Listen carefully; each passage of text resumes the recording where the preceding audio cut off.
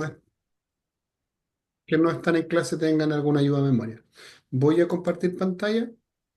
Sí, sí, si me puede pasar el link, se lo agradecería. ¿No ¿Al tiene el correo? link? No. Sí, pero de aquí no me lo puedo pasar al correo, no entiendo por qué. ¿Y se lo envío al Nomás WhatsApp entonces? ¿No? ¿A qué se lo envío? al correo, cualquier correo mío, si puede, A ver, se lo agradecería porque así lo veo en la tablet. deme un minuto. Porque Marlene no creo que me lo haya enviado ahora. Normalmente me lo envía, pero como está al día, siempre se lo pido. Deme un minuto. Se lo envío Eh, al correo. no, sí, cualquier.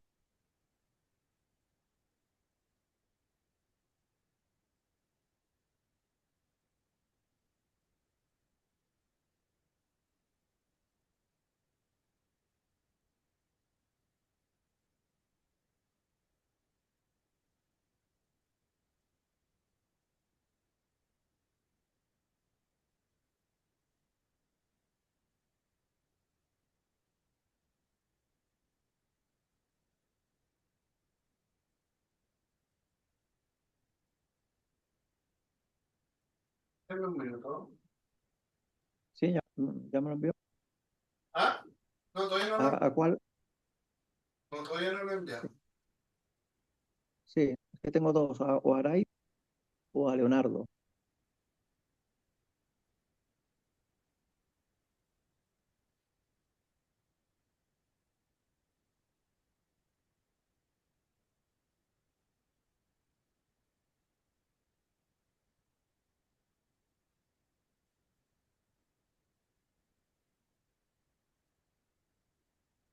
A ver si se me ha ido a otro lado.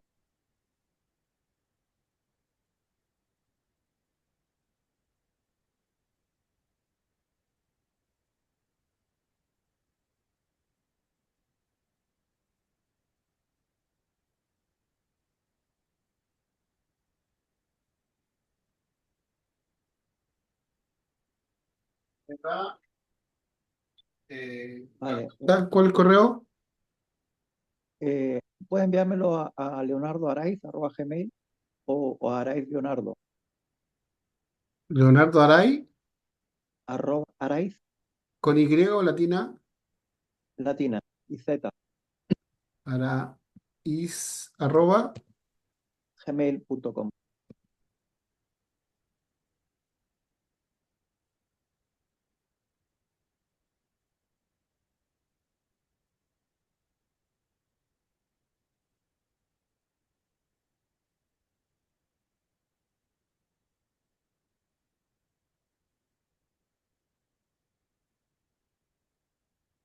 No me llega todavía.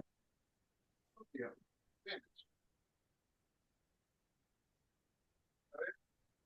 Ahí envía uno. No sé si. Vale, a ver, a ver si me llega. Vale, perfecto. Ya lo tengo aquí. Muchas gracias. Ya, ok.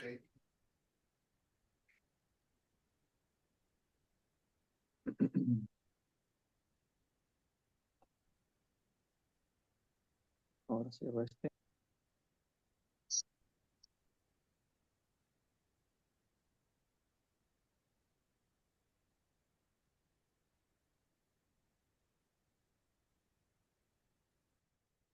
Ok. Vale, Voy a compartir pantalla. perfecto.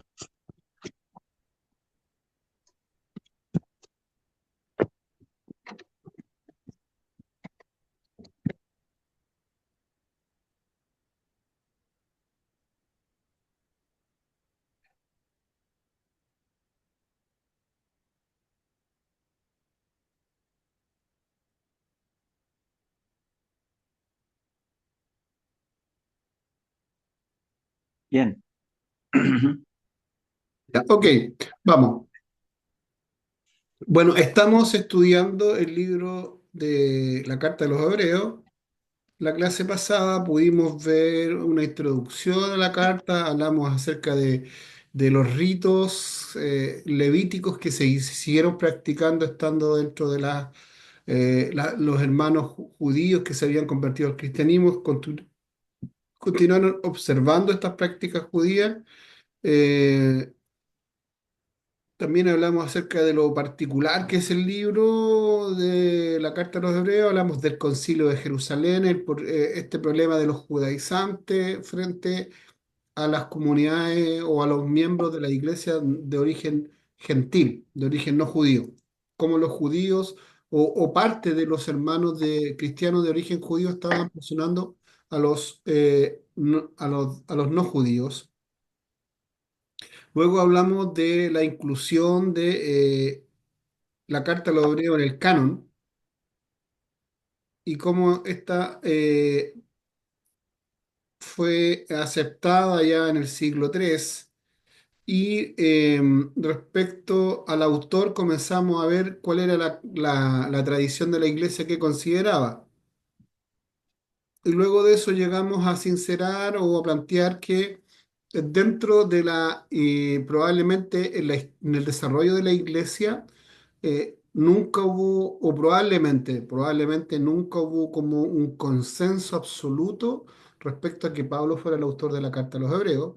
Y esta, em, esta creencia, esta impresión, esta conclusión que tenían algunos de los padres de la iglesia, de alguna forma fue el aliciente para canonizar el texto o aceptarlo dentro del canon, pero que en términos prácticos probablemente la iglesia nunca tuvo realmente una mirada absoluta de que el texto fuera de Pablo.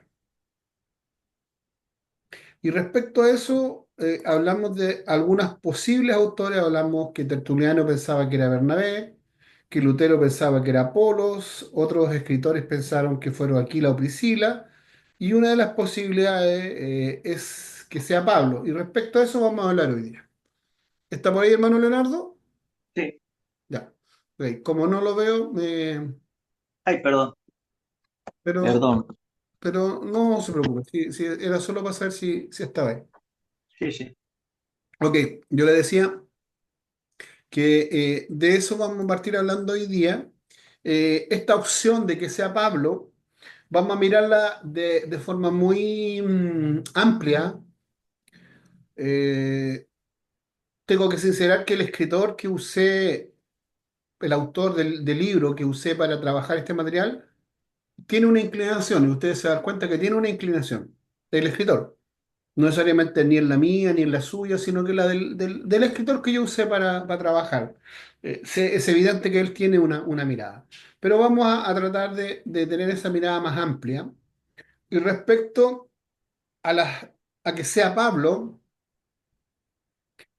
las dudas que tiene el mundo erudito respecto a la autoría paulina, de hecho, hemos hablado que la Carta a los Hebreos se considera no paulina hoy día. Hace ya bastantes décadas se considera no paulina. Pero las dudas que hay en el mundo erudito respecto a la autoría de Pablo son principalmente porque hay diferencias de lenguaje. La Carta a los Hebreos tiene distinto estilo, dicción, terminología y contenido expresado en las cartas paulinas. Las doctrinas que expresa Hebreo son distintas a las cartas de Pablo. Tiene una diferencia de estilo, de dicción, de terminología y también de contenido, en el sentido que las doctrinas que plantea son algo distintas a las que plantea Pablo en sus cartas. Esto parece que lo conversamos en la clase pasada. Hay una diferencia en cómo Pablo llama al Señor. Pablo principalmente llama al Señor como Cristo Jesús. Lo vimos en varios textos. No sé si se recuerda la clase pasada. Y sí. solo en algunas excepciones lo llama por su nombre como Jesús. Y vamos a ver que el escritor de la carta a los hebreos, al Señor, principalmente lo llama por su nombre, como Jesús. Y eso ya es una diferencia importante. ¿Ok? No sé si se recuerda de eso, hermano Leonardo. Hasta aquí Sí, parece que llegamos en la clase pasada. Ok, Sí, vamos a sí, sí, profundizar lo en este tema. O sea, ya ese argumento lo vimos, ahora vamos a ver esto. Mire, hermano Leonardo, ¿podríamos, por favor, leer Hebreos capítulo 2 verso 3 sí, para conocer cómo el escritor de los Hebreos, qué comprensión tiene de los relatos bíblicos el escritor de los Hebreos? O cómo él llegó a conocer los relatos bíblicos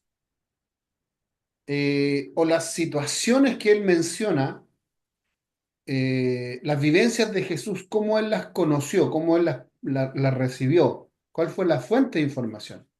Hebreos 2:12. bien. Dice así, porque si la palabra dicha por medio de los ángeles fue firme y toda transgresión, desobediencia, recibió justa retribución, ¿cómo escaparemos nosotros si descuidamos una salvación tan grande? Hermano Leonardo, disculpe, tengo un problema con el texto, porque es 2:13, 2:3, perdón, Ah, dos vale. tres, 2:3. Sí, disculpe, yo me ¿Tres o equivoqué. 13? 2:3, Tres. Bien, capítulo 2 verso 3. Yo me equivoqué, disculpe. vale. ¿Cómo escaparemos nosotros si descuidamos una salvación tan grande, la cual, habiendo sido anunciada primeramente por el Señor, nos fue confirmada por los que oyeron? Esta salvación, anunciada primeramente por el Señor, nos fue confirmada por los que la oyeron. Desde este texto, el escritor de la carta a los Hebreos, ¿cómo se plantea respecto a qué fuente fue de información fue la que él utilizó para recibir la instrucción de esta salvación tan grande? De acuerdo a este texto. Sí, bueno, yo solamente si me remito al versículo 3, a ver, 2, el capítulo 2 verso 3. sí, bueno, dice que la anunció el Señor directamente. Ya la anunció el Señor, pero no Y fue luego, confirmada. sí, nos fue confirmada por los oyentes, en este caso, los que Ok, oyeron. entonces la fuente de información de esta salvación, ¿él la recibe de qué forma? Sí, la gente que escuchó, ¿no? Escuchó este mensaje del Señor.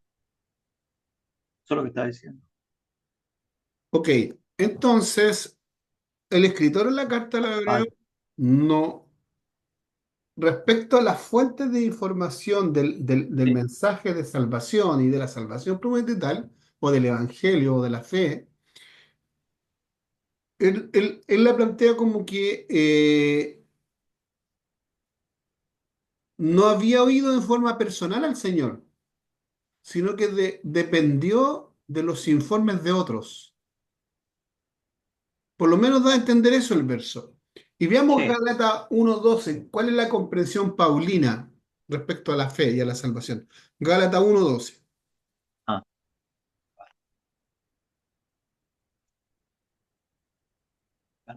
1, ¿Cómo 12. recibió el Evangelio Pablo? Bien, sí. Em, pues yo ni lo recibí ni lo aprendí de hombre alguno, sino por revelación de Jesucristo. De manera Hay un directa. contraste ahí de cómo el escritor Sí, de la carta a los Hebreos respecto a cómo Pablo plantea que recibió eh, el mm, conocimiento del Señor. sí. Pareciera que son Evangelio. dos personas distintas, ¿cierto? Sí. O bueno, mirando este versículo, sí. Eh, En pantalla yo le pongo los dos versos y claro, Ajá, vale. da la impresión que el escritor de la carta al Hebreo es alguien que no oyó personalmente al Señor, sino que escuchó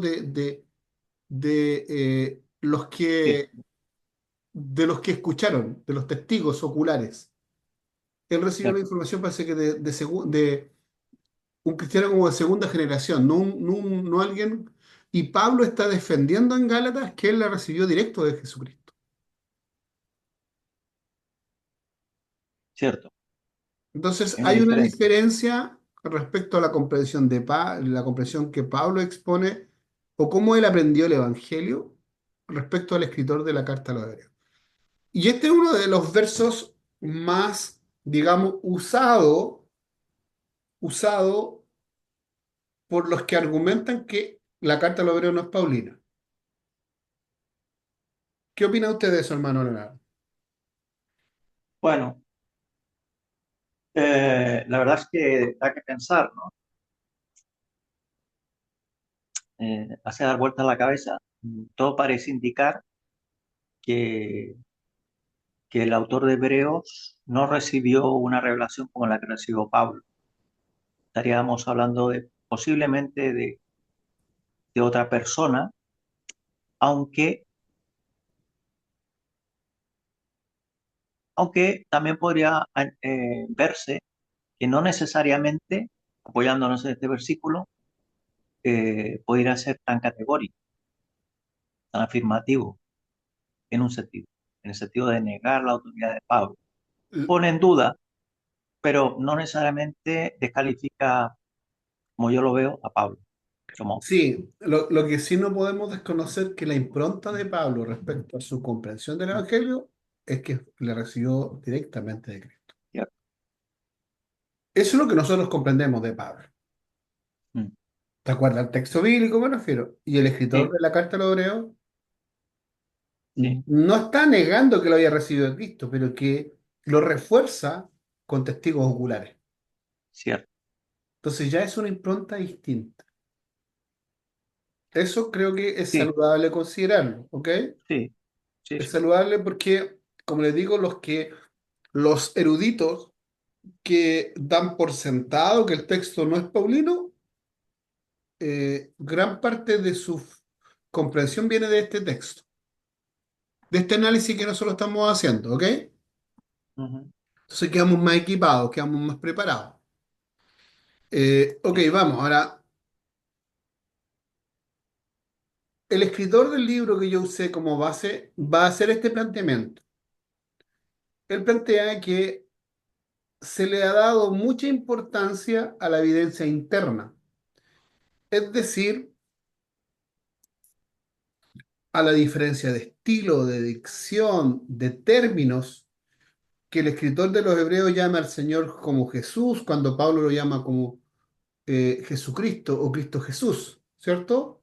Eso ya también, sí, esa diferencia también la vimos respecto a cómo el escritor de los Hebreos se diferencia de cómo él recibió la instrucción bíblica respecto a la salvación y al Señor Jesús, cuando Pablo afirma tajantemente en varios textos que él la recibió directo de Cristo, y el escritor de los Hebreos da a entender que él la cotejó con testigos oculares.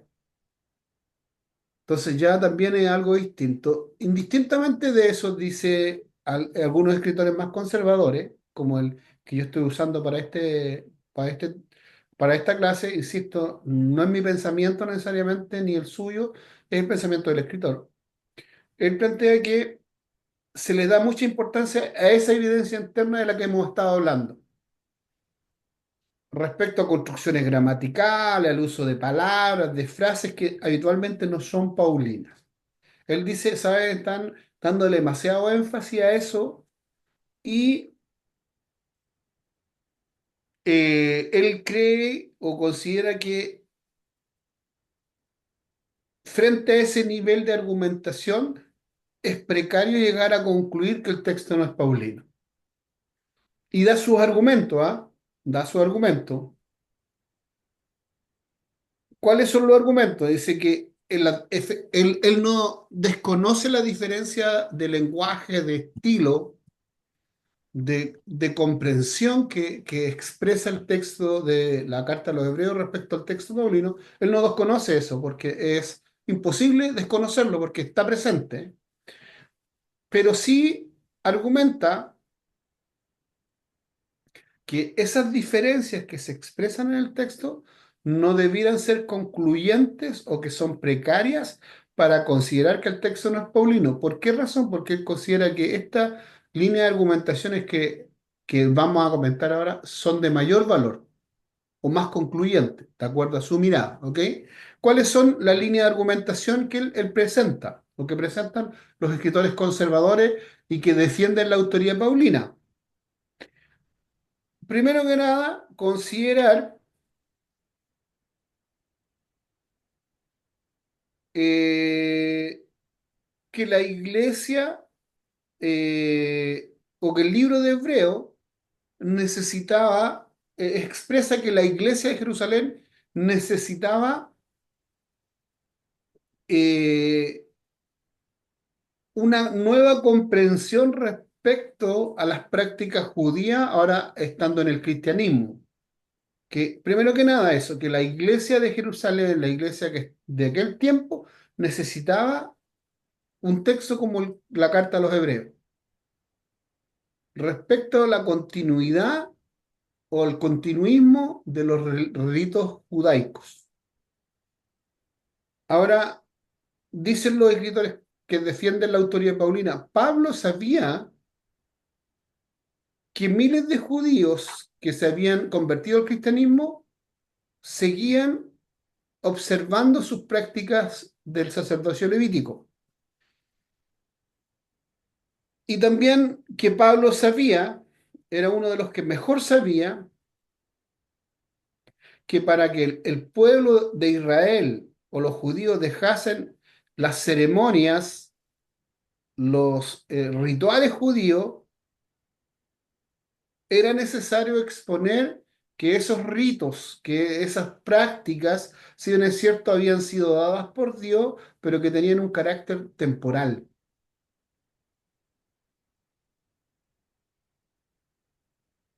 porque lo, lo definitivo era de carácter espiritual y estaba vinculado al sacrificio de Cristo. Entonces, que Pablo tenía esa claridad, sin duda que sí, Pablo la tenía. Entonces, dicen los escritores conservadores que la argumentación respecto a este tema que presenta el libro de los Hebreos lleva la estampa de Pablo, dicen algunos. Si bien es cierto, está escrito con otro lenguaje, con otro estilo, pero tiene la estampa de Pablo, dicen algunos escritores, y se basan en qué? Que Pablo era uno de los escritores con experiencia que luego de haber estado en prisión, eh, él, él había estado en prisión y él no podía obviar este problema o no podía obviar este problema, pero tampoco lo podía enfrentar de forma personal porque estaba prisionero. Y consideran que era el único apóstol que sabía la realidad porque él había enfrentado muchas veces con mucha claridad y energía a los judaizantes, tanto en la iglesia como al propio Pablo cuando tuvo actitudes, Pedro, perdón, cuando tuvo actitudes judaizantes. Y para los eruditos conservadores que defienden la autoridad de Pablo, dicen, una persona como Pablo, con el dominio del tema, con la comprensión del tema, con la claridad de la necesidad de corregir esta situación, habría sido mucho más raro que no hiciera un esfuerzo por escribir algo así.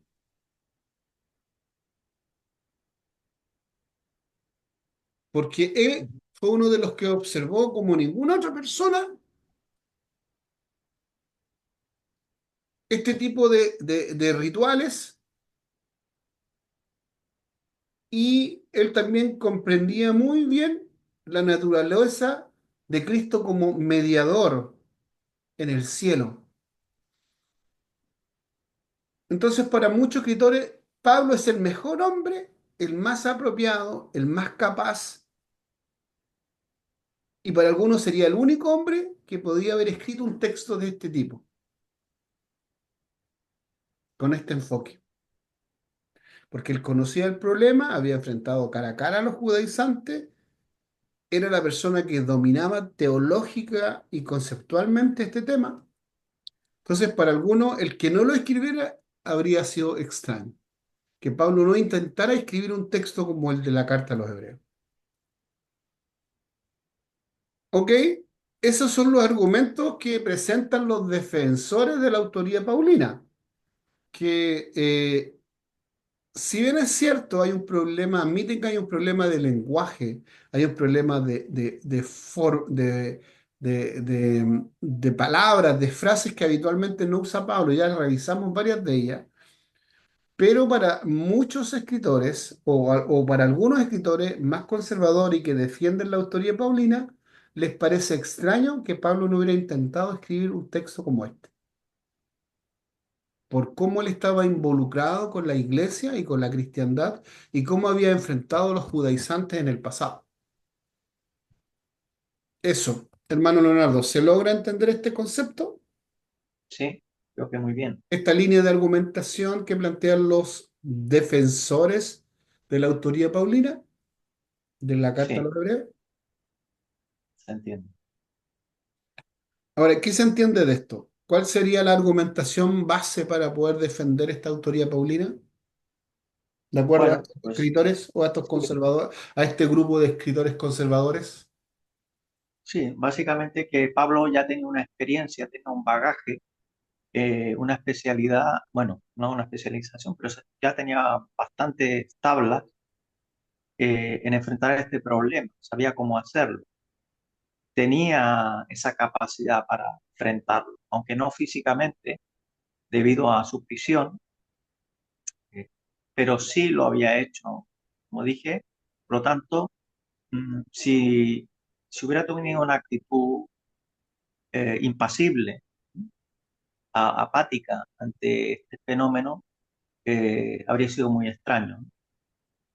Esto Ok, es lo que dicen los defensores. ok, ok. Y su opinión personal? Eso es lo que dicen los escritores Sí. conservadores, su opinión personal. Mi opinión Si es personal, que la quiere dar, si no la quiere dar, se la reserva solamente. no, no, sí la quiero dar. Eh, Está yo siendo creo que grabado, sí, ¿ah? ¿perdón? Está siendo grabado, ¿ah? Ah, bueno, mi opinión personal es que era necesario, muy necesario, si el, si el Evangelio, eh, como de hecho necesitaba avanzar, necesitaba algo muy contundente. Y tuvo que haber un momento que todo esto se expusiese de manera clara, sin tapujos, diría yo, llamando al pan pan, como dice el dicho, y al vino vino. Y, y Pablo tenía bueno, las condiciones para poderlo hacer. Yo creo que Pablo mm, era un grande entre los hombres. No cualquiera hubiera hecho una carta con tanta profundidad y claridad, eh, defendiendo la obra maravillosa de Jesucristo, para que les quedara claro que tenían que dejar atrás lo que era innecesario y, y caminar con menos peso en la vida cristiana. Mm, ok, entonces de alguna forma hay argumentaciones a favor y en contra de la autoría paulina. Ujú. Me da la impresión que la argumentación de la no autoría paulina es un poco más plausible, más demostrable, porque está presente en el texto. Lo demás son líneas de argumentación, si bien es cierto, válidas, pero de alguna manera están bajo ciertos supuestos. Yo no estoy tan de acuerdo. ¿Ya? Yo no estoy tan de acuerdo como, bueno, como dice, a veces se usa un texto como pretexto, ¿no? Dice que una regla en teología o no sé en qué parte de la teología, pero sí, en exégesis quizás, ¿no? Eh, no creo que podamos coger no solamente un versículo, al menos yo no soy partidario de eso. Entonces no me convence un solo versículo. necesito más. Pero es una opinión personal. Ahora no estamos hablando de un solo versículo, estamos hablando de ¿Ya? un escritor que escribe distinto a Pablo, Bueno, al Pablo habitual. ujú.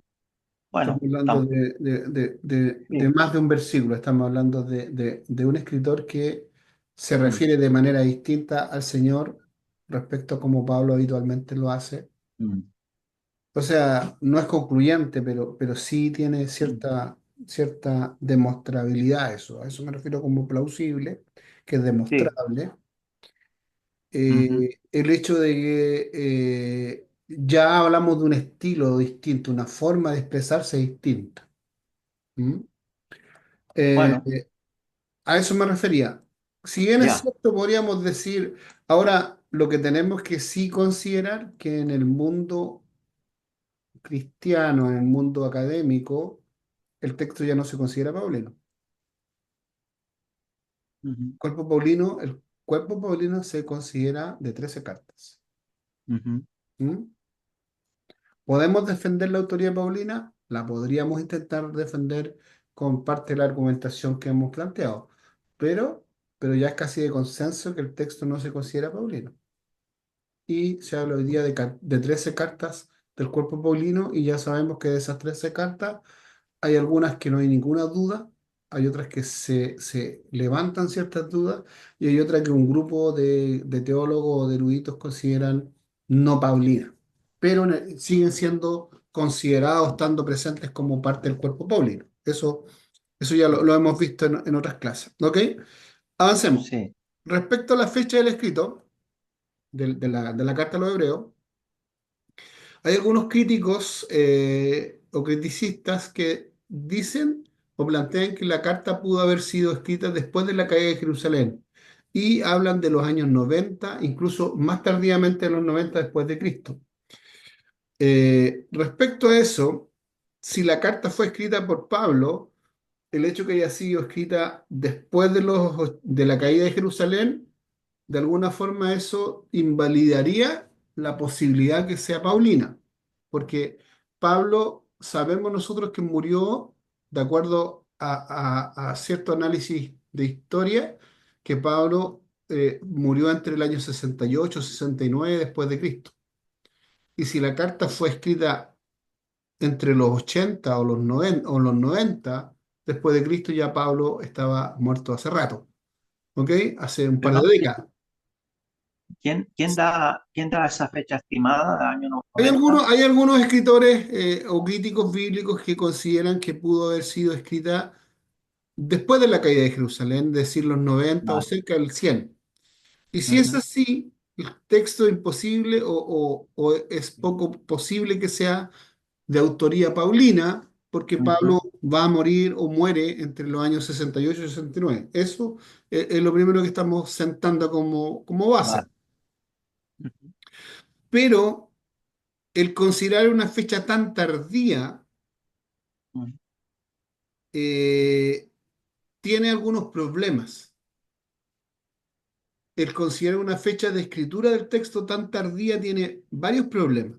Vamos a revisar tres razones que la mayoría de los escritores o que algunos escritores eh, plantean para indicar que el texto fue escrito antes de la caída de Jerusalén. ¿Ok? Vamos a revisar tres líneas de argumentación. Primero, sería extraño que un escritor escribiera un tratado para tratar de abolir las ordenanzas o las prácticas del sacerdocio levítico entre el mundo cristiano cuando el templo ya estuviera destruido.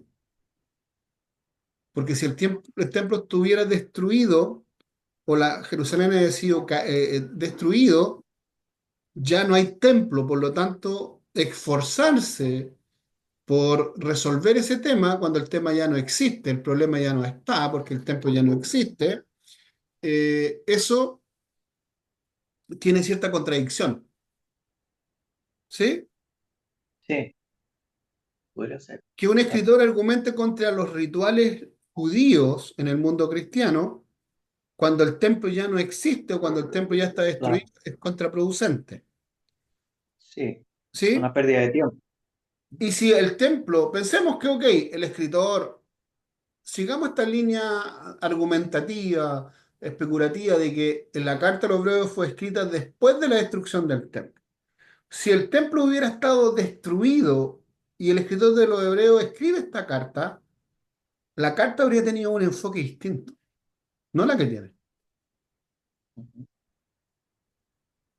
¿Sí?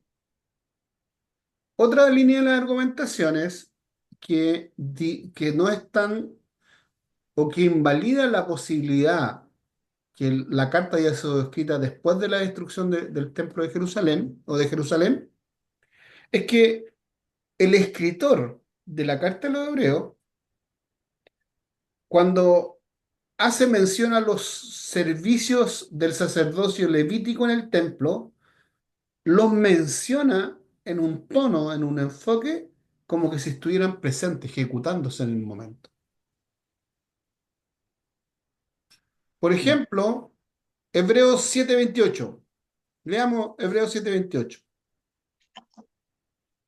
para tratar de ver cuál es la comprensión del escritor de la carta a los Hebreos respecto a las prácticas judías en el templo. Bien, dice así, porque la ley constituye sumos sacerdotes a débiles hombres, pero la palabra del juramento posterior a la ley, al Hijo, hecho perfecto para siempre.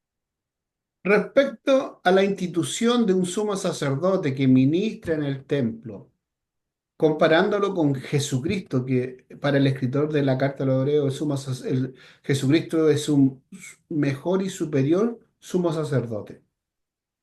¿Qué tipo de comparación está haciendo? ¿Como que el sumo sacerdote estaba presente, estaba vigente su quehacer como sumo sacerdote?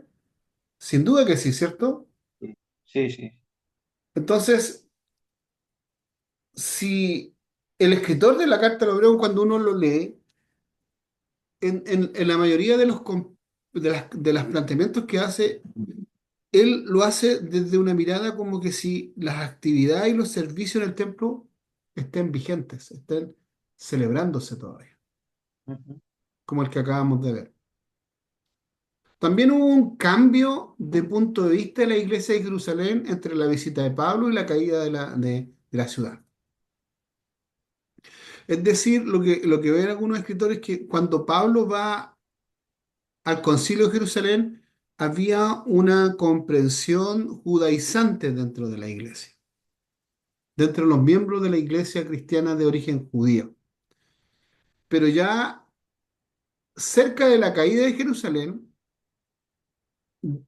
hay una impresión de que eh, la gente comenzó a cambiar. Los judeos, los cristianos de origen judío de Jerusalén comienzan a tener otra comprensión respecto a las prácticas del sacerdocio levítico o sus comprensiones respecto al sacerdocio levítico. Y para algunos analistas o escritores, este cambio de comprensión, de mirada de los judíos de Jerusalén obedecen a que la carta fue escrita en ese periodo, antes de la destrucción, y la carta fue la que movió la conciencia y la comprensión de la gente, de los hermanos de Jerusalén. Entonces, estas tres líneas de argumentación son importantes para considerar que lo más probable que esta carta fue escrita antes de la destrucción del templo, entre el periodo de inicio de la iglesia y la destrucción del templo, porque pareciera que el templo aún estaba en funcionamiento cuando se escribió la carta. De ahí que algunos escritores o analistas bíblicos llegan a considerar que la carta a los hebreos fue escrita entre el año 70 y quizá el 65, antes del 70, quizá en el año 65. Porque además hay una impresión, miren, leamos Hebreos 5:12, por favor.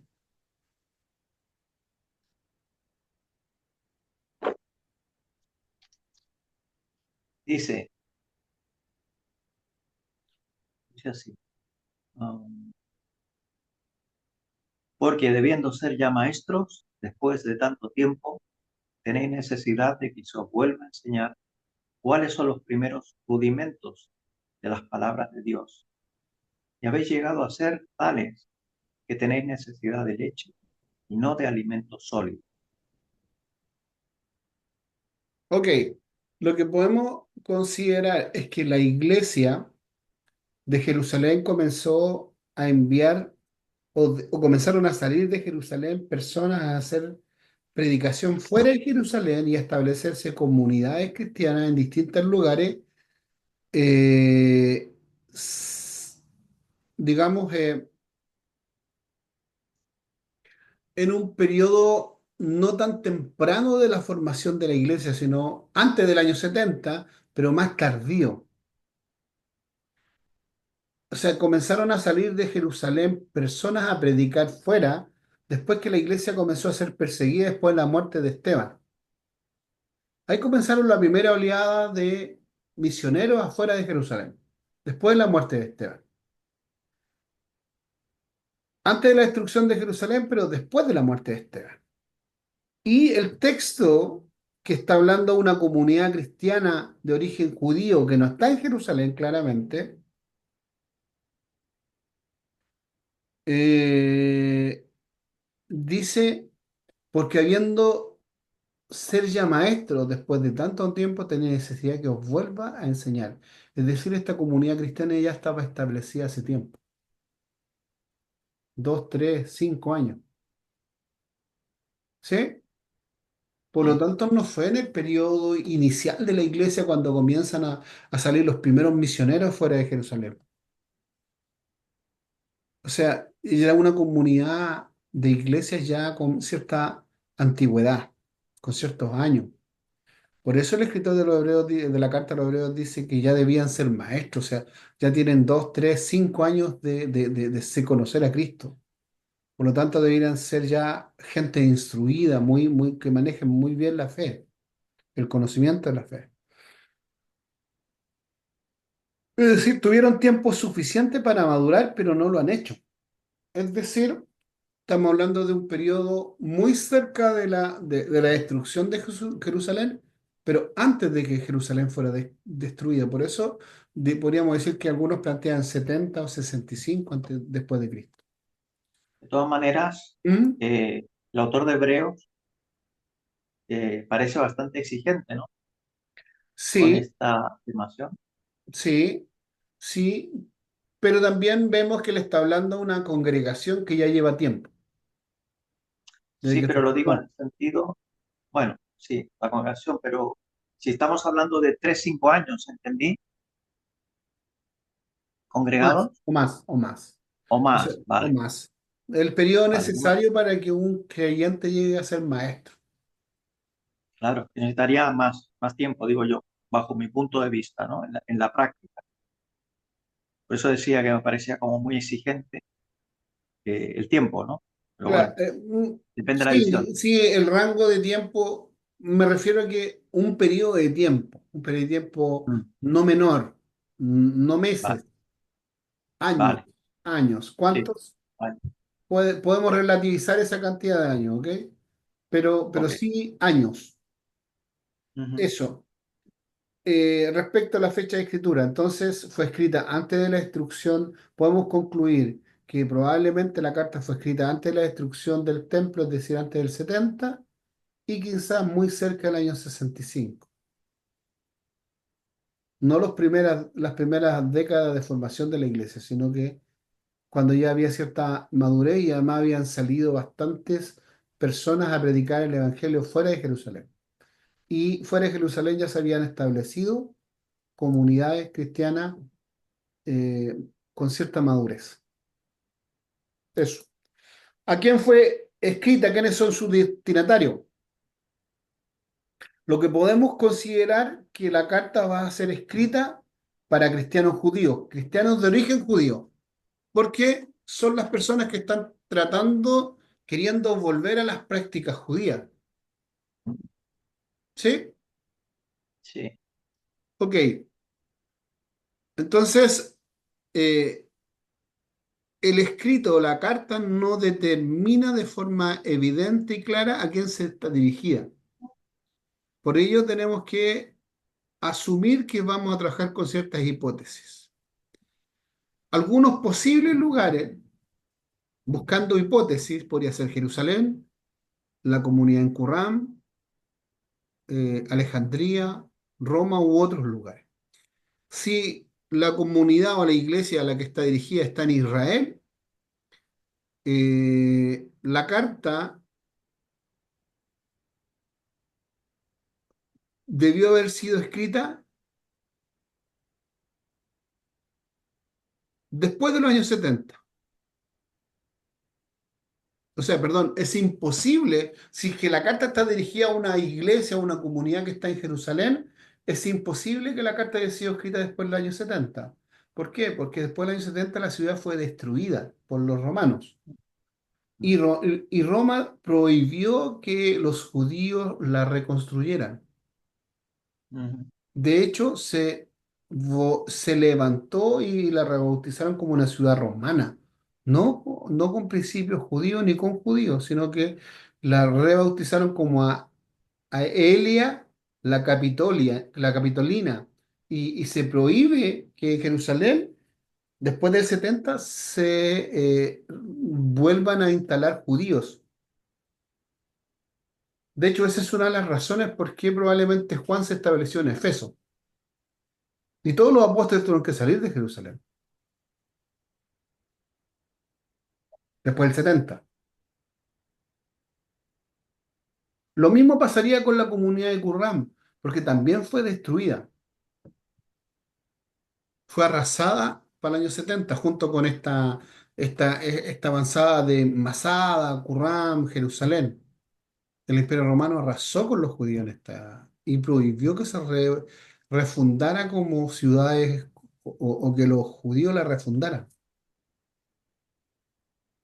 Entonces, eso haría que si está dirigida a una iglesia de Jerusalén, eh, que la carta haya sido escrita después del año 70 sería un imposible, si es que fue escrita a una iglesia en Jerusalén. Ahora, que haya sido escrita a Alejandría, aquí los que son partidarios de esta opción lo hacen sus conclusiones en función de que en Alejandría era un lugar donde había una comunidad judía importante. De hecho, ahí se manda o se hace el trabajo de traducción del texto del hebreo al griego, porque hay una comunidad judía importante, una comunidad cristiana judía importante, está en Alejandría, en Egipto. la Septuaginta. Exacto. Y esta comunidad judía son hijos de la dispersión, de la diáspora, y ya se le llevan dos o tres generaciones fuera de Jerusalén y hablan griego. Por eso se te hace esta traducción del hebreo al griego. Son judíos, pero de habla griega, principalmente. Alejandría sabemos que es el lugar de donde se oriundó Apolos y es un centro del conocimiento, es un centro donde prolifera una universidad importante, es como una ciudad universitaria que promueve el conocimiento. El tema es que como es una ciudad eh, donde hay mucho desarrollo de conocimiento, también hay harto texto, también hay harta escritura. Y no se logra ver que ningún escritor de los primeros siglos dé cuenta que Apolo haya escrito esta carta, como plantean algunos, o se haya escrito desde Alejandría. No hay registros.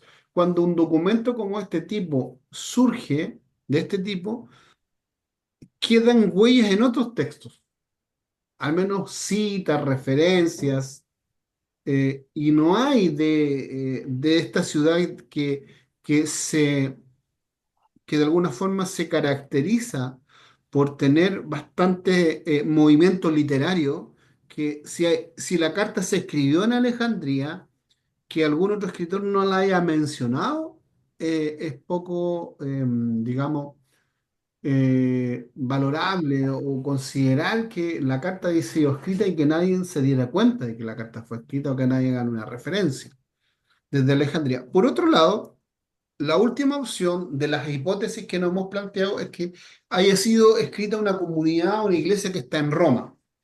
Y Hebreos capítulo 13 verso 24, ¿qué dice? Por favor, alguien que lo lea. Estamos tratando de ver a qué comunidad, cuáles eran los lectores a los que estaba inicialmente dirigida esta carta. Eso, en eso estamos.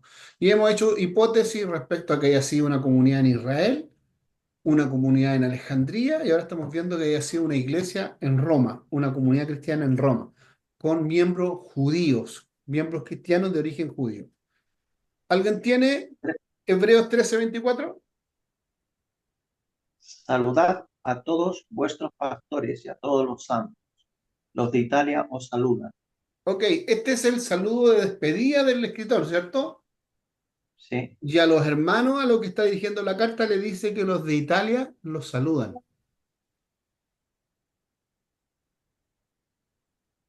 Mm. ¿Estaban en Italia, tal vez? Pareciera Lo- indicar, ¿no? O sea, claramente no está, los hermanos que Roma. estaban saludando eran oriundos de Italia, pero ya no estaban en Italia. Vale.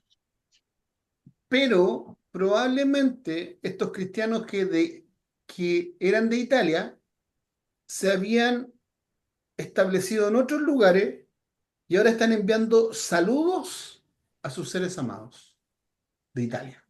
Porque el texto dice, los de Italia os envían saludos. ¿Y no pudo ser escrita en Roma esto? O sea, en esta comprensión, Mm. eh, lo que estamos tratando de ver es a quién está dirigida. Claro. Sí, no, lo digo porque menciona bueno, a un grupo, ¿no? No sabemos dónde estaban Sería realmente. raro, podría ser, pero sería raro que un escritor escribiera desde la ciudad y le dijera a los hermanos de allá que los de esta ciudad los saludan. Da la impresión que generalmente es al revés, la lógica es al revés. Hay, está escribiendo a una iglesia que está en Roma, aparentemente, la carta, y dentro ¿Sí? del entorno donde está el escritor hay personas de esa ciudad que envían salud, Vale, vale. Estamos mirando entonces la hipótesis de que haya sido escrita en Roma, no, que haya sido escrita a una iglesia de Roma, perdón, a sí, la iglesia a, de un- Roma, ¿ok? a una iglesia de Roma. Desde fuera Vale. de Roma, pero a una iglesia que está en Roma. Ujú. Entonces no tendría sentido, si se mira así, ¿no? Desde Que esa fueran mirada sí tendría sentido que hubieran, por dar un ejemplo, que el escritor estuviera en Filipo, por dar un ejemplo, no digo que sea así, ¿ah? sí, Está en Filipo escribiéndole a los hermanos que están en Roma y dentro de la comunidad en Filipo hay algunas personas de Roma. sí, ahí sí, Ahí tiene sentido sí, que hayan hermanos de la ciudad a la que está dirigida la carta que quieran saludar a sus seres queridos. Un saludo para todos los hermanos de allá de mi ciudad. Porque dice, los de Italia os envían saludos. claro. ¿Ok? Entonces aquí da la impresión que se dirige la carta a una congregación de Roma. Da la impresión. Vale. Además, hay un antecedente más a considerar. El obispo, uno de los obispos que llegó a ser obispo de la iglesia en Roma, Clemente hace una referencia en una de sus cartas, de sus escritos, a la carta de los hebreos.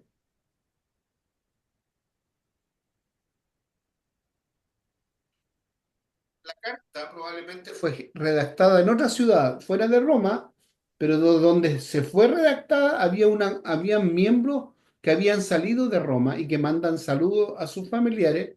La carta llega a Roma Y Clemente, un obispo de la iglesia en Roma, él expone en sus textos, porque hace referencia a esta carta. O sea, Clemente, que vive en Roma, que es el obispo de la iglesia en Roma, tenía acceso a esta carta tempranamente, o tuvo acceso a esta carta tempranamente.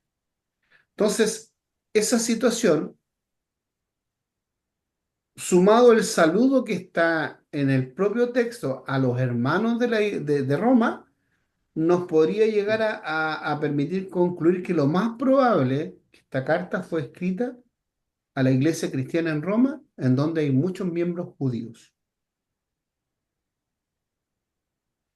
¿Alguien me puede buscar en qué época de la historia fue obispo de la iglesia de Roma Clemente? ¿Puede alguien googlearlo, buscarlo en alguna parte? Yo creo que fue en el siglo I, Fue ¿no? el tercer papa, creo. Tercero. Después ¿Qué, de. qué año aproximadamente? Creo que era el 98 por ahí. Sí, por el 90, más o menos. Ok, 90 ya. miren, y Clemente en sus textos cita la carta, el primer siglo. Es decir, hay vestigios de la carta en Roma ya el primer siglo.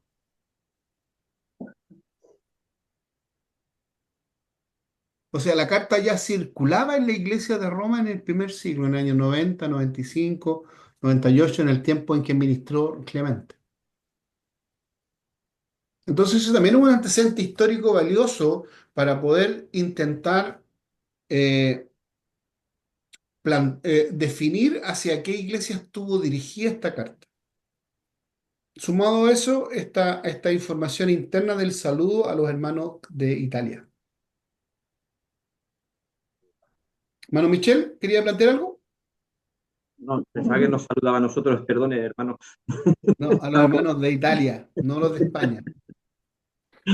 No, a ver, Italia como sí, a ver, me extraña un poquito, ¿no? Porque Italia, como si nunca se llamó Italia en esa época, pero por eso me extraña. Italia se formó como el país Italia en 1830, es reciente, ¿no? Por eso, cuando dice Italia, allí son los de la región de alrededor de Roma, ¿no? Porque es realmente el pueblo Sí, romano. sí, refiriéndose a la gente de Roma. Pero por Entonces, algún motivo lo han traducido así, quizás por comprensión. Para No sé. nosotros, no sé. Es raro, la verdad, pero es ahora cierto. es un elemento que nos permite intentar considerar que hay una posibilidad que la primera iglesia, a la primera comunidad cristiana que está dirigida a la Carta de los Hebreos, es la iglesia que está en Roma. Y sumado a eso, como les decía, que ya Clemente de Roma hace mención a la carta. Y lo otro es que en Roma había una comunidad judía cristiana importante en el primer siglo. Entonces, todos los elementos nos llevan a considerar como una de las posibilidades más plausibles, si la podemos llamar de alguna manera, que la carta esté dirigida a una comunidad en Roma, a una iglesia cristiana, a la iglesia cristiana de Roma. Eso. ¿Qué me dicen ustedes? ¿A qué iglesia está dirigida la carta? ¿A la iglesia de Israel? ¿A la iglesia de Alejandría o a la iglesia de Roma? ¿Por cuál se inclinan ustedes? La iglesia de Roma, a los judíos de Roma, para animarlos, más que nada. Esta es la época ahí de la persecución. Entonces, para que no decayeran, Ya, yo creo que tengo que hacerles un remember, lo digo en inglés, un recordatorio, que la carta de Reminder. Hebreo no apunta a animar a los hermanos, apunta a corregir lo que está pasando entre los hermanos cristianos de origen judío, que algunos están claudicando de su fe, están volviendo al judaísmo.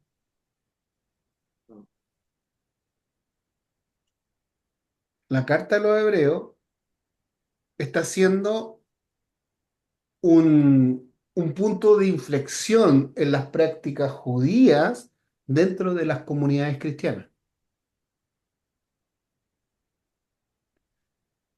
miembros que siguen, miembros de la iglesia cristiana que son de origen judío y como de pequeños aprendieron las prácticas judías, siguen revalorando esas prácticas, siguen dándole importancia a esas prácticas y además hay una cierta presión social religiosa de parte de los judíos practicantes para forzar a los creyentes, a los judíos cristianos,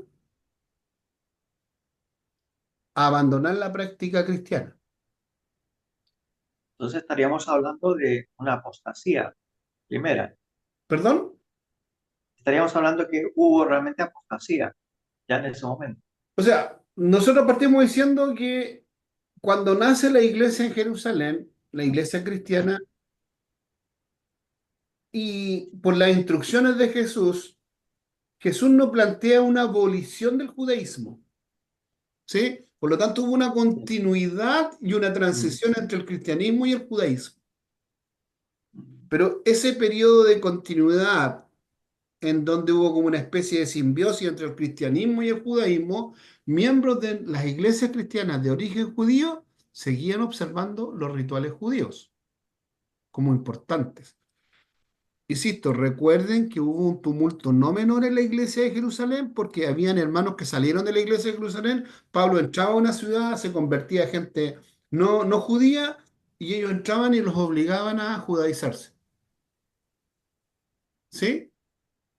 Por lo tanto, Sí, hay un, un movimiento judaizante en la época que ejerce presión en los miembros de las iglesias cristianas a volver al judaísmo.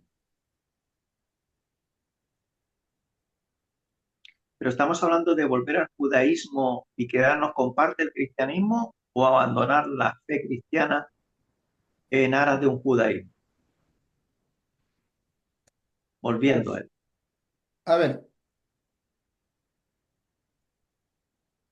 cuando uno lee la carta a los hebreos, puede percibir que hay miembros que están abandonando la fe.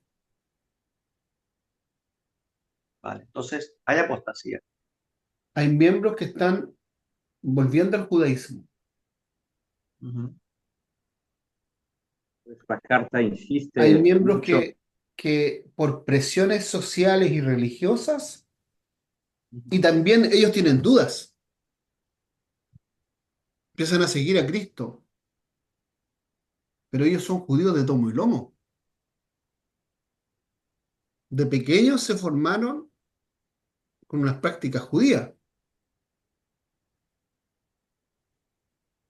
Tanto, seguramente hay dudas en ello, hay miradas de la religión y de la fe judías. Si recuerdan lo que pasaba con los apóstoles, lo hemos mencionado en varias clases, los apóstoles estaban convencidos inicialmente que los no judíos se iban a salvar judaizándose. Esa era la comprensión de los apóstoles, los discípulos que andaron con Cristo, los primeros años de iglesia. Ese concepto fue madurando en ellos. Pedro tuvo que tener estas visiones. El testimonio de Pedro fue importante en la iglesia de Jerusalén para abrirse frente a esa posibilidad. Pero, como yo les dije en la clase pasada, eh, el Concilio de Jerusalén, ¿se recuerdan? Donde se ve Sí, este tema de los judaizantes. Da la impresión que en el Concilio de Jerusalén, en el año 49, cuando se realiza este concilio, los historiadores eran del 49 y 50, más o menos, que el tema quedó zanjado.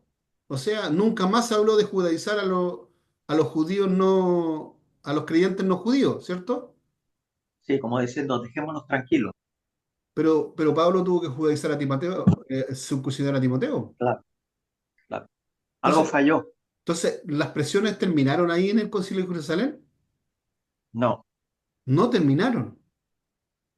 Por algo Pablo tuvo que, al inicio de su segundo viaje misionero, que fue por ahí por el 52, 52 después de Cristo, después del concilio, tuvo que circuncidar a Timoteo. ¿Para qué? Para que tuviera entrada en las comunidades cristianas y judías. Entonces todavía estaba esta comprensión de judaizar. Si bien es cierto, se estaba empezando a establecer, a desarrollar pero su implementación fue paulatina. Era necesario, ¿Ah? Hermano Michel, perdón. digo que era necesario que Timoteo pasara por eso, por estrategia, ¿no? Si no, no hubiera tenido ninguna oportunidad de poder evangelizar. Claro, pero si el Concilio de Jerusalén hubiera producido un efecto, digamos, tajante en las comunidades cristianas, no habría sido necesario. No fue un efecto de un día para otro, fue un resultado paulatino. Entonces, dentro de las comunidades cristianas había todavía incertidumbre respecto al tema de judaizarse, de la observación de las prácticas judías. Por eso el escritor de la Carta de los Hebreos se ve en la obligación de escribir este texto. Ahí se ¿Mm? ve como que Pablo pareciera que hubiera tenido que transigir con el tema, Sí, de alguna manera negar lo que él creía para seguir trabajando al como un final, consenso, claro, optar por la practicidad como un consenso. más que lo que creía. No le dio la importancia que le daban los judíos y bueno, lo aceptó y ya está, porque vio más lejos que eso, ¿no? Para mí vio más adelante de que este Sí, símbolo. lo que yo sí les quiero invitar a ver es que todavía habían presiones después del Concilio de Jerusalén, todavía habían creencias establecidas en el pueblo cristiano de origen judío. Eso es lo que quiero transmitirles. Por Es que eso estamos, surge la Carta de los Hebreos, para zanjar eso, para hacer la transición, para dar vuelta a la página. ¿Mm? muchos siglos. Son muchos siglos detrás también de costumbre. Tantos siglos no se puede anular Sí, sí, la en enseñanza de los primeros días, de los primeros años de la vida de una persona, la marcan, la marcan. Entonces, hay hermanos que se convirtieron del judaísmo al cristianismo, pero siguen valorando el judaísmo, sus prácticas judías. Eso es lo que está enfrentando el escritor de la Carta a los Hebreos.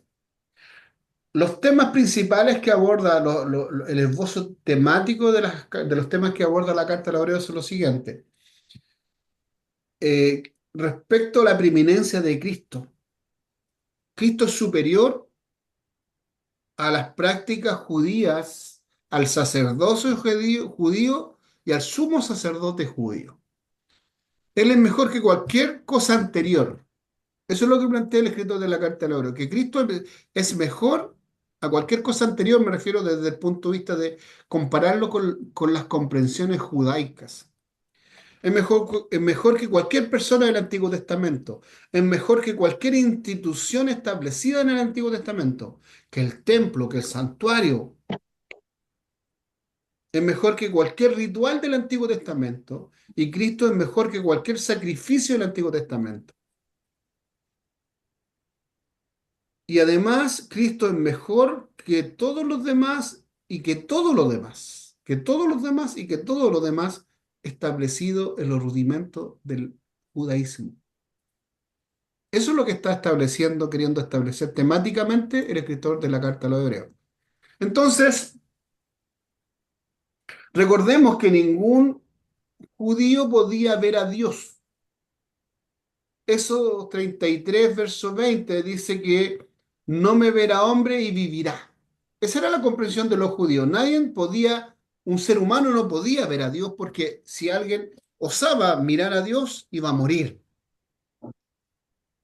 El único día en que el ser humano tenía comunión de alguna manera con el Dios creador es el día de la expiación, el día del Yom Kippur, en judío, en hebreo, que eso pasaba una vez en el año. Y ese día era el único día del año en donde el sumo sacerdote, luego de una preparación muy exhaustiva, podía entrar al lugar santísimo en donde estaba la Shekinah de Dios, la presencia misma de Dios. Y si el sumo sacerdote no estaba apto, era consumido por la chequina de Dios.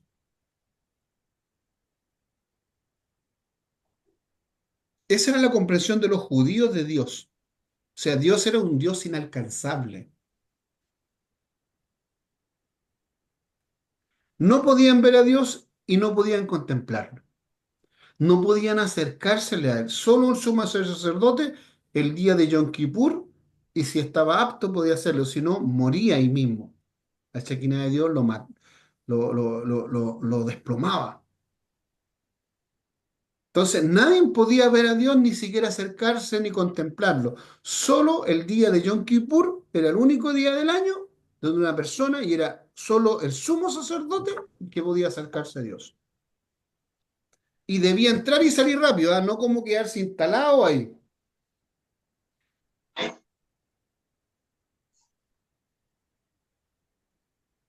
Entonces, hermano Michel, ¿cuál es la relación que tenía los israelitas con Dios desde esta mirada? ¿Era cercana la relación de Dios con los israelitas o de los israelitas con Dios? más bien, más bien distante, ¿no? Con Más mucha bien solemnidad, con mucha distancia, ¿cierto? de temor, de respeto, de temor, de como algo sagrado, ¿no?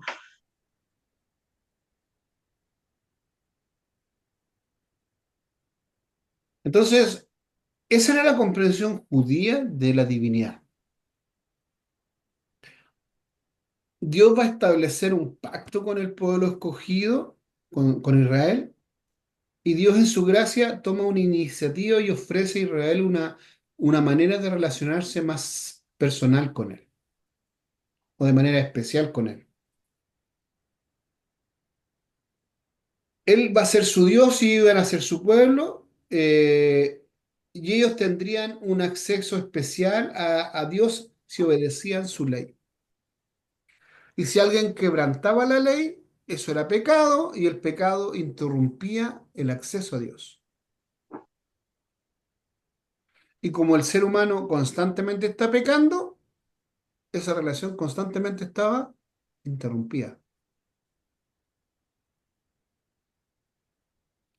Y para resolver esa diferencia, esa distancia entre el hombre y Dios, Dios establece un sistema de sacrificios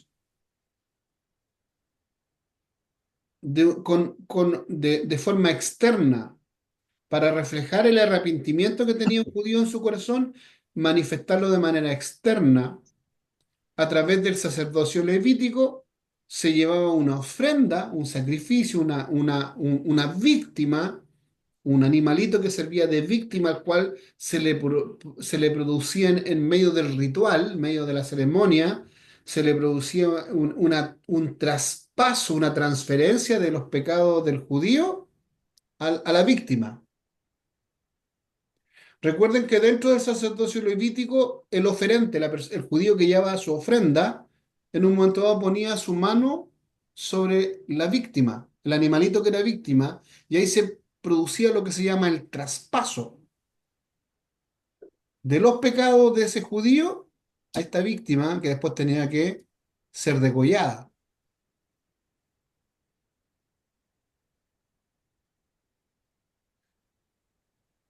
Entonces,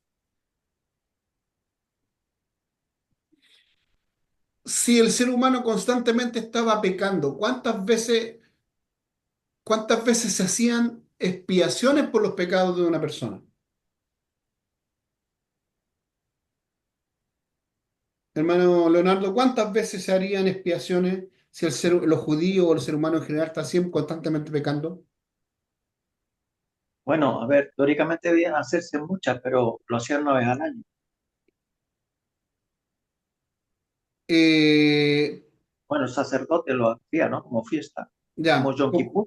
pa- el de Yom Kippur por Israel, pero un Sí, judío cuando pecaba const- iba al templo y llevaba su ofrenda y eran perdonados sus sí, pecados, ¿cierto? Eran sí, expiados sus pecados. sí, sí, ¿Sí? cada vez que Cada vez pecaba que iba. una persona desobedecía la ley de Dios, ¿cierto?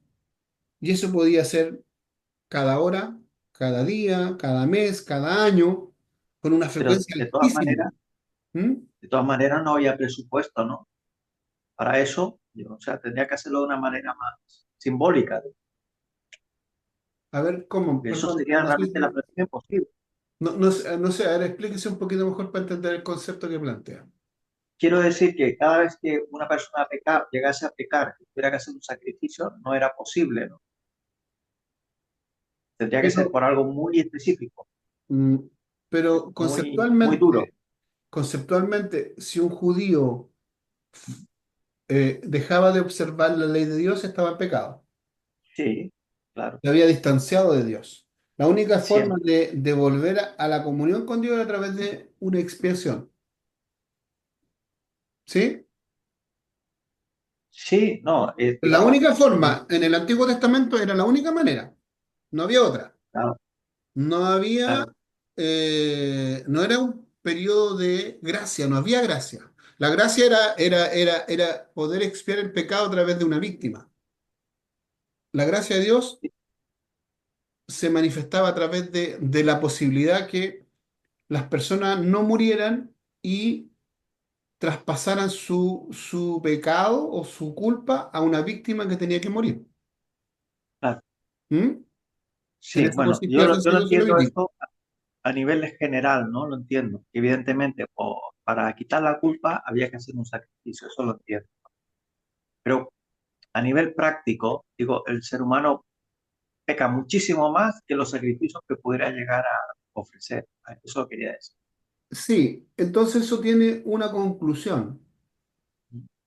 Este Dilo, modelo era Dilo. limitado.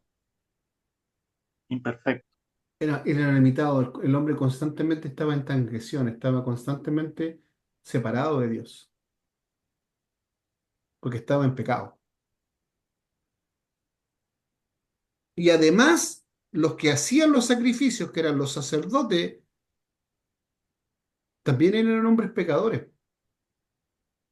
Por lo tanto, ellos constantemente tenían que hacer sacrificios por sus propios pecados, para después ministrar al pueblo.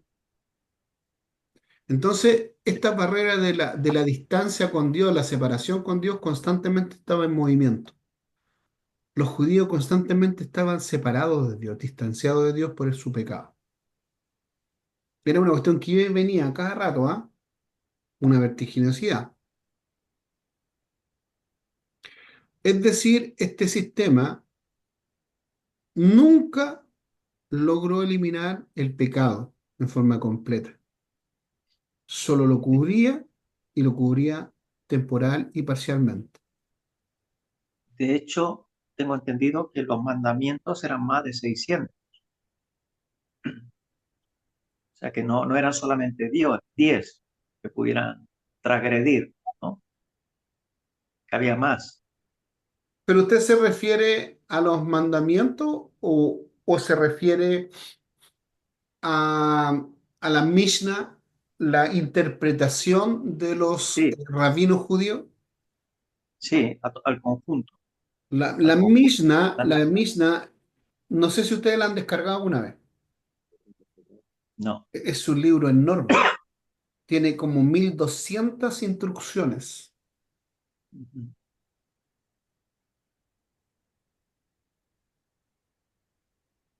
y tiene cosas o instrucciones aberrantes a veces, sobre todo relacionadas con el día sábado, porque eran las conclusiones de los rabinos respecto a trabajar o no trabajar el sábado. Y sí, efectivamente, pero no eran mandamientos, eran la interpretación de los rabinos que se transcribía en este documento que al principio era oral, era una tradición oral, la ley oral que le llamaban, pero después, en una época, un rabino la transcribió a un papel que se llama la Mishnah. Ustedes la pueden ver, hoy día tenemos acceso a la Mishnah. Y claro, es un libraco enorme, una cantidad de exigencias que se le ponía a los judíos, muchas de ellas innecesarias, que la palabra de Dios, que la ley de Moisés jamás pidió. Eran las interpretaciones de los rabinos respecto al cumplimiento de la ley de Dios. Era la interpretación que ellos tenían, ¿ok? Quiero corregir eso, ¿ah? No es que fueran 600 ni 900 mandamientos, sino que la Mishnah que la Sí, Mishnah no, son las interpretaciones de los rabinos claro, sí, respecto a la a ley eso de me refiero. Moisés. ¿Ok? Sí, Que eso pero que la tiene, tenían los judíos, claro, la tenían como ley ellos. claro, era una ley muy dura, muy estricta, Mm. pero que no necesariamente representaba el pensamiento de Dios. Cierto. Era la interpretación de los rabinos que se fue acumulando en la historia de Israel. Y créanme, insisto, si era aberrante, era aberrante. Calentar un alimento, por ejemplo, era considerado pecado el día de descanso. Por eso Jesús Estaba- chocó tanto con los judíos, Entonces, porque los judíos podían cocinar el día anterior, pero no calentar la comida, porque calentar la comida era considerado por ellos un trabajo. Caminar una cantidad de kilómetros era considerado un trabajo, por lo tanto no podían hacer desplazamientos grandes el día, el día del sábado. No podían ayudar a ciertas personas porque era considerado un trabajo. Es una cuestión absurda que cae así como en la raya en el dogmatismo, pero en un nivel alto. Interpretaciones humanas de la ley de Dios. ¿Ok? Volvamos a la clase. Entonces, constantemente los judíos estaban perdiendo su relación con Dios producto del pecado. Entonces, el hombre, ese sistema no lograba eliminar el pecado de forma completa, solo lo cubría, pero lo cubría temporalmente hasta que el hombre volvía a pecar. Por lo tanto, el hombre necesitaba, y además el hombre necesitaba un sumo sacerdote y un sacrificio perfecto para poder entrar en una instancia distinta. Un sacrificio que fuera más que una figura y un sumo sacerdote que no necesitara expiar sus propios pecados. Y el escritor de la carta al Hebreo presenta a Cristo como el sumo sacerdote perfecto y como el sacrificio perfecto. Entonces, Jesús es el sumo sacerdote perfecto y el sacrificio perfecto, dice el escritor de la carta a los Hebreos. Qué descanso, ¿no? Para ellos. Sin duda, sin duda, o sea, es otro nivel de gracia, es otro nivel de gracia, diametralmente distinto. Y Jesús viene como mediador, ¿cierto?, de este pacto que era demasiado exigente y que además no lograba resolver el problema de fondo. Él es, además de ser el mediador, o sea, el sumo sacerdote, él es el sacrificio que va a quitar de una vez y para siempre los pecados de toda la humanidad. Imagínense la cantidad de animales que eran sacrificados en el templo.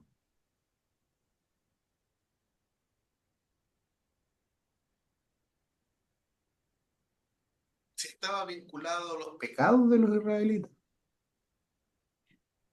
Animales inocentes, Víctimas, como víctimas. víctimas. Sí. En ese sentido, tenía que ser una víctima inocente. En este caso, en Cristo. Y que tuviera cierto grado de pureza, La pureza. no tuviera ciertas manchas, ciertas deformaciones. Entonces Jesucristo es el sacrificio eh, perfecto que elimina el pecado de una vez y para siempre de toda la humanidad. Con su muerte una vez perfecto y eficaz, Él logró con su muerte, con ese sacrificio vicario, logró redimir los pecados de toda la humanidad y de una vez y para siempre. Los sacerdotes debían hacer sacrificios continuamente porque su trabajo nunca terminaba. De hecho, por eso no habían sillas en el lugar santo ni en el tabernáculo, porque era un ir y devenir. Jamás se detenía. Los textos dicen de Hebreos que Jesús, cuando llega a la presencia de Dios e intercede por nosotros, Él está sentado, porque él cumplió la obra, la concluyó. No necesita seguir sacrificando o sacrificándose de nuevo. Su muerte es completa, es eficaz, su sangre es eficaz. Por lo tanto, él ya concluyó la obra, la terminó. Entonces, eso es lo que explica o trata de explicar el escritor de la carta a los hebreos. Entonces, hay un sumo sacerdote mejor que hizo un mejor sacrificio y ese es el mensaje central de la carta a los hebreos. Ese es el mensaje central de la carta a los hebreos.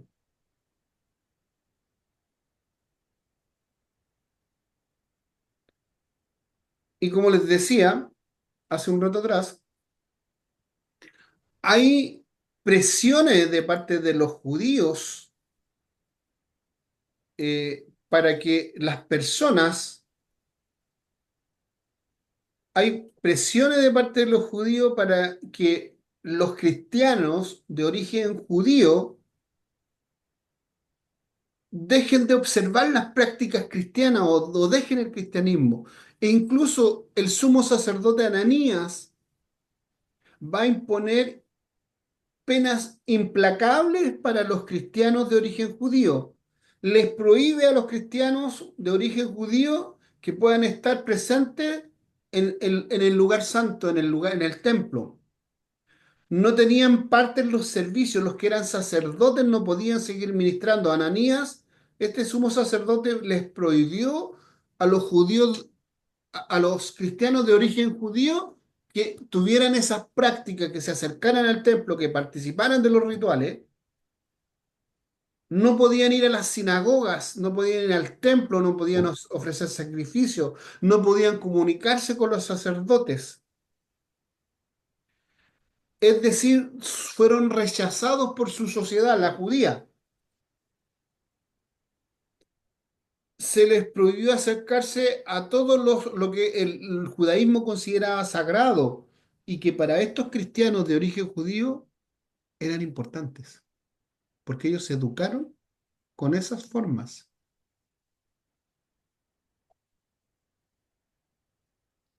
Entonces, ¿qué es lo que comenzó a suceder? Estaban enfrentando dificultades enormes. En su corazón y en su mente habían desconfianzas de esta nueva fe que habían abrazado por todas estas presiones, porque habían sido educados de una manera desde pequeños. Entonces, muchos judíos cristianos estaban comenzando a replantearse, a ver que no era fácil ser cristiano, que recibieron el Evangelio, lo creyeron, pero se había vuelto complejo, porque tenían que hacer como un abandono de todo lo que ellos consideraban sagrado de ahí para atrás. E incluso tenían que tener como un desapego de su sociedad, de sus familiares, de sus cercanos. Entonces,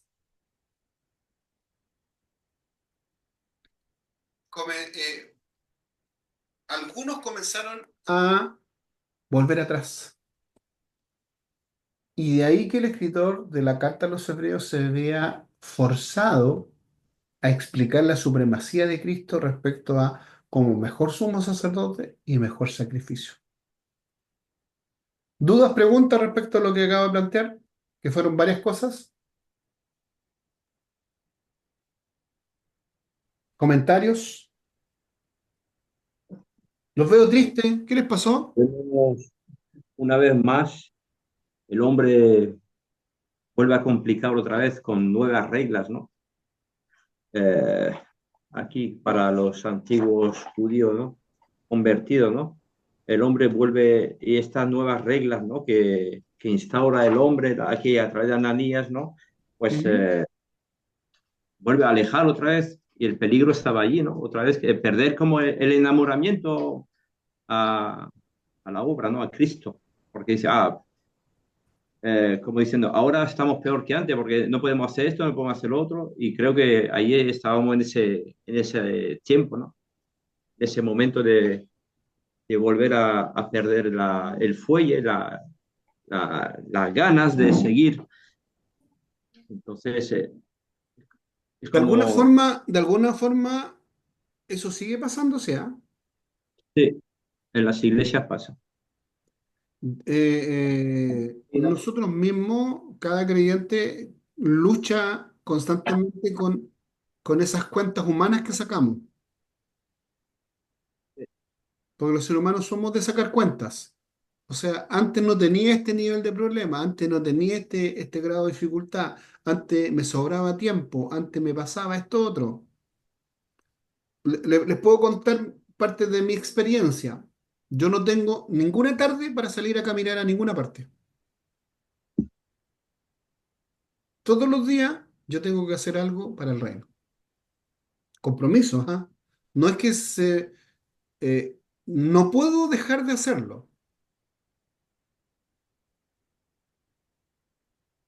Son compromisos que he adquirido con el Señor, con los hermanos, con la iglesia, con los cursos.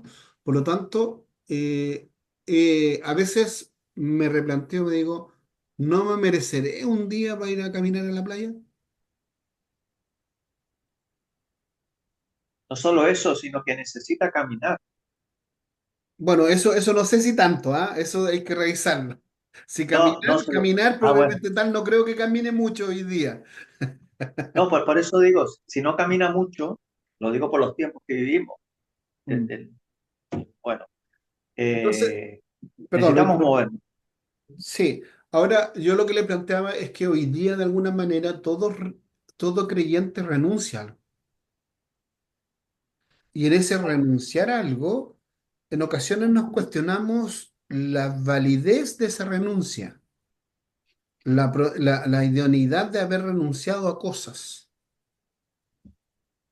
Ahora, eso es natural, a eso ha ocurrido siempre, y le ocurrió a los hermanos judíos respecto a sus prácticas judías, pero hoy día no necesariamente respecto al judaísmo, pero respecto a aspectos sociales, respecto a aspectos laborales, respecto a temas familiares,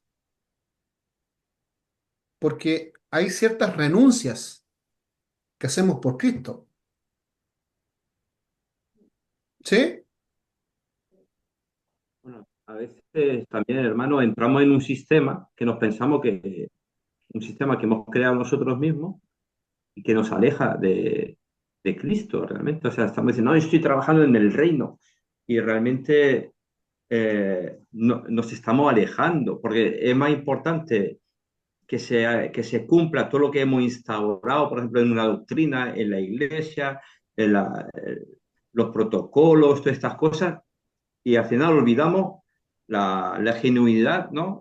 Inicial de lo que es la palabra de Cristo, ¿no? Entonces hemos bordado tanto alrededor de esto que lo más simple lo olvidamos y nos alejamos y al final dice, bueno, ¿qué estoy haciendo? Ya no sabemos si estamos en la iglesia, en una empresa o no nos damos cuenta ya realmente y perdemos ese trabajo que Cristo nos pidió a nosotros, ¿no? En el fondo, ¿no? Y si usted no tiene tiempo de ir a caminar, pues igual tiene que pensar, ¿no? Que a lo mejor es importante también caminar, porque hasta Jesús se iba a caminar y no tenía tiempo. Y a orar también constantemente. A Y ver, así. a ver, volviendo al tema, con los hermanos judíos está pasando eso, ¿cierto? Hay presiones sociales, yo me refería a las presiones sociales. El sistema social presiona al creyente para salirse del sistema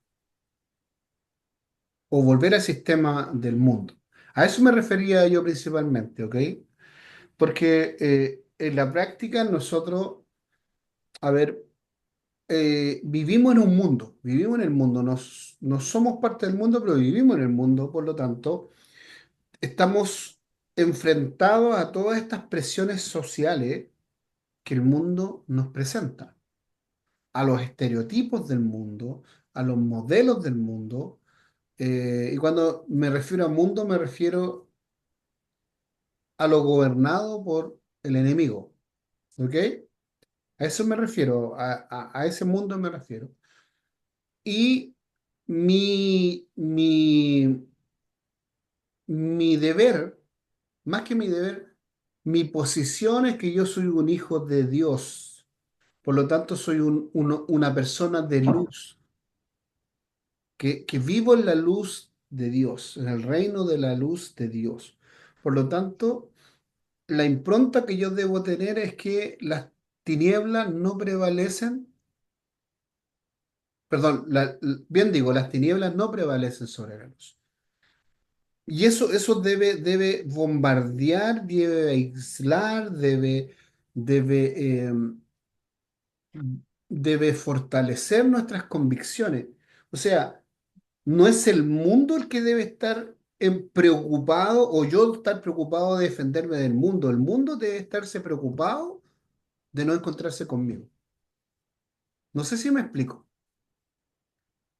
¿Sí? Pero los seres humanos no entran en ciertas inseguridades en ocasiones. A eso me refería. Bueno, Michelle no le escuchamos nada porque tenía su micrófono apagado. No digo que nosotros elegimos un camino, ¿no? Y una vez que empezamos ese camino, pues es bien difícil salir y hacer otras cosas, ¿no? Es un sacrificio, lo que nosotros hacemos, lo que usted hace, al final es necesario, ¿no? Para la obra y los que vienen detrás también. Entonces es una elección.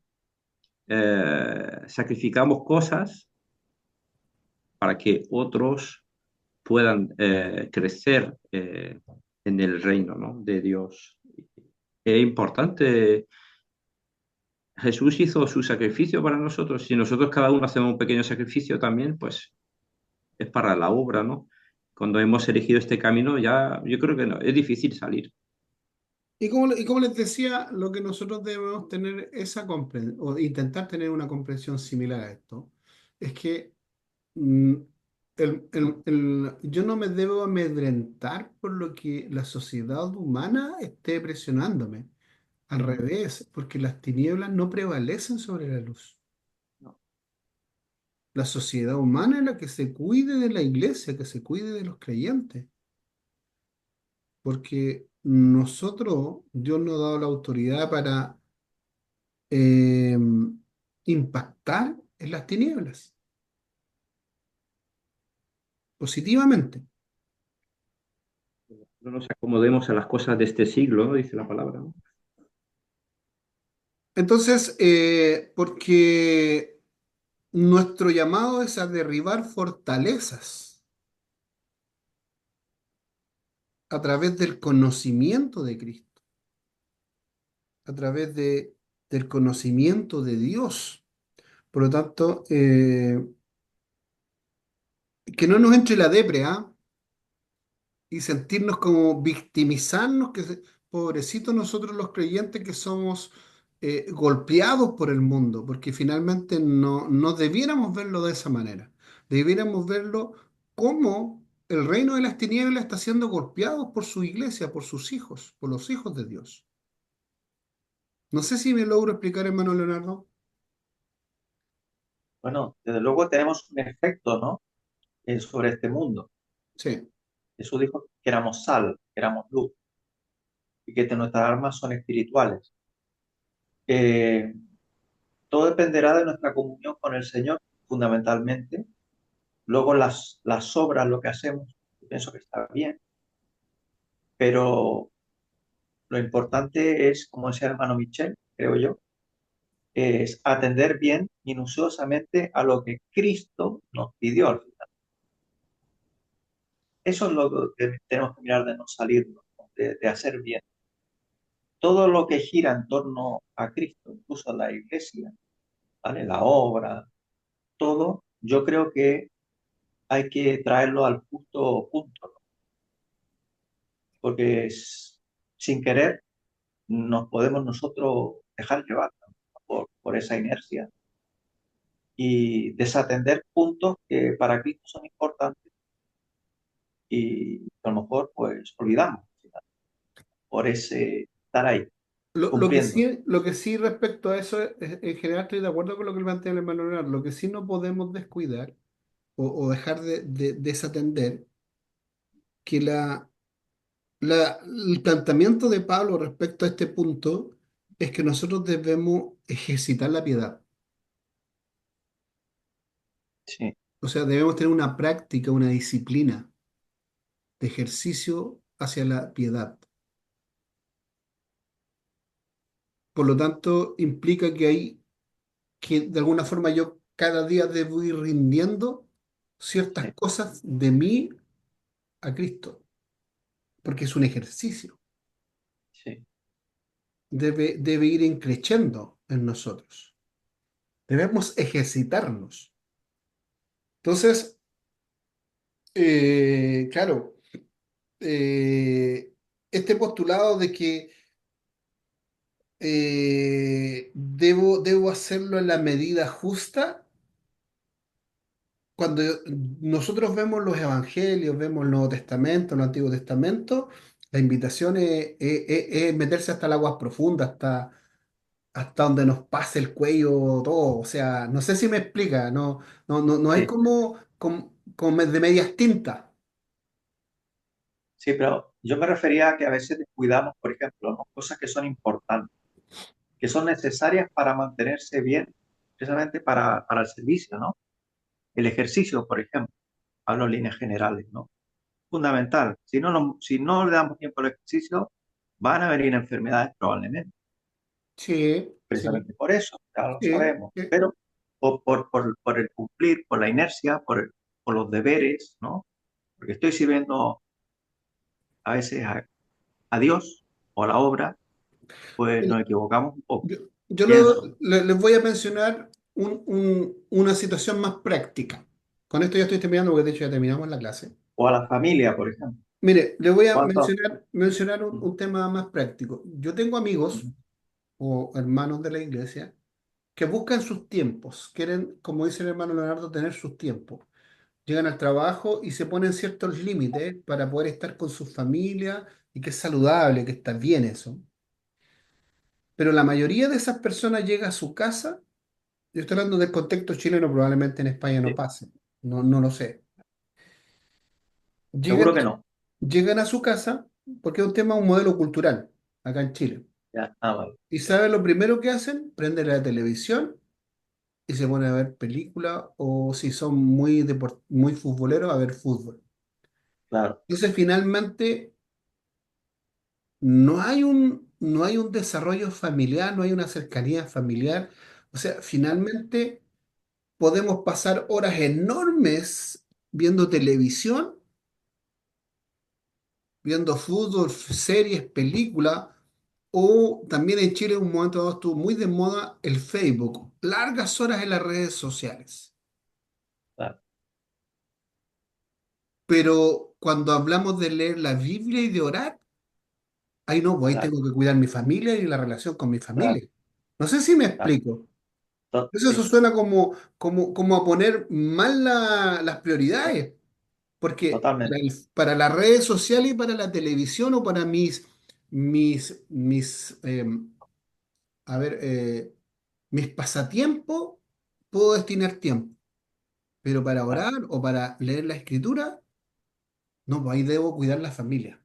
No sé si me explico. Entonces, como que las prioridades están mal enfocadas. Sí, totalmente. ¿Mm? Bueno, hay obra del enemigo también, ¿no? Sin Y duda, sin duda.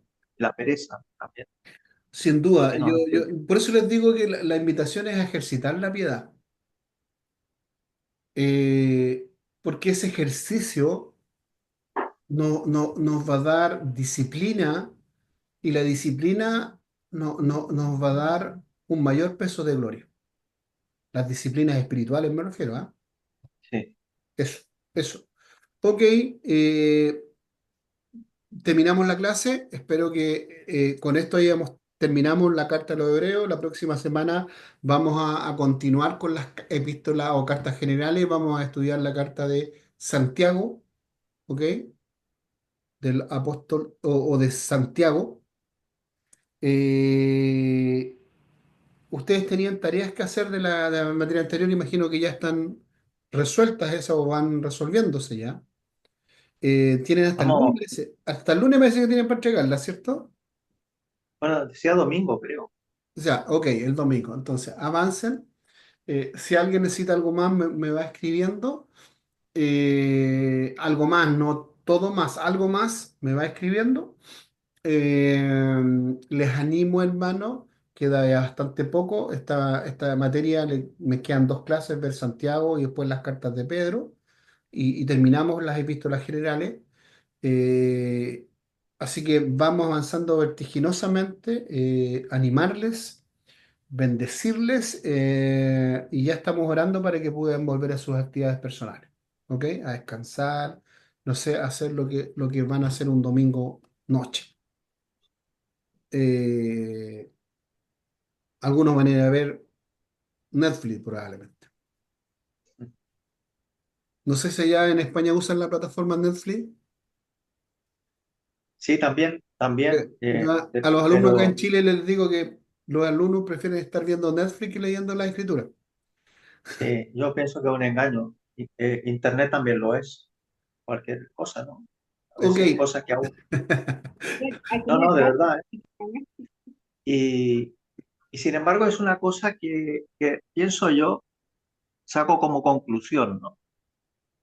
Que es difícil, para todo es difícil, en el tiempo que vivimos, ¿no? Redes y todas estas cosas. Pero si uno quiere servir a Dios de verdad, tiene que realmente apartarse un poco de cosas Sí, para, sí, sin duda. para el servicio.